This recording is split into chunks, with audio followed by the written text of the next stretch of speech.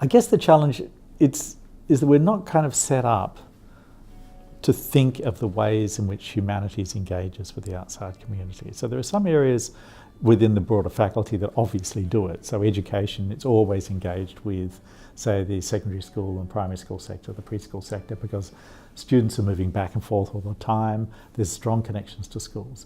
In architecture, in planning, there's always been this connection between the profession and the university and the way these things are engaged.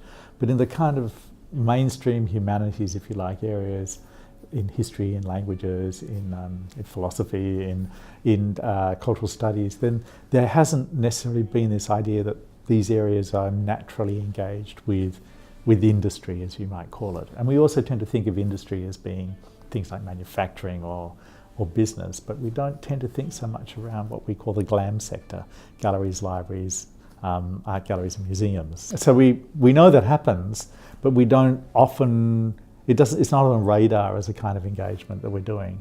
But we have to extend beyond some of those niches and get much broader engagement for the humanities. For me, that's a bit of a challenge.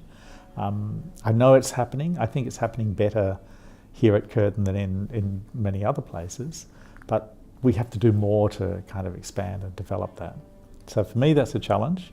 It's a challenge for me personally because it's not something that I've done a lot of. And I think you need to, people need to talk to each other and be prepared to talk to each other and listen to each other. Sometimes that takes a bit of a shake-up.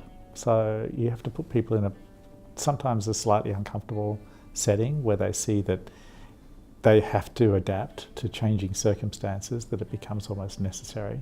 It's too easy to hope to be complacent and that things will stay as they are, but of course they don't always stay as they are. Change is always with us, and engagement becomes increasingly important because we always have to engage with our communities to demonstrate that they need us, because after all, the public funds universities.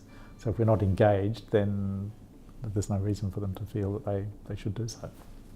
So I think the challenge is to get people to open up to each other.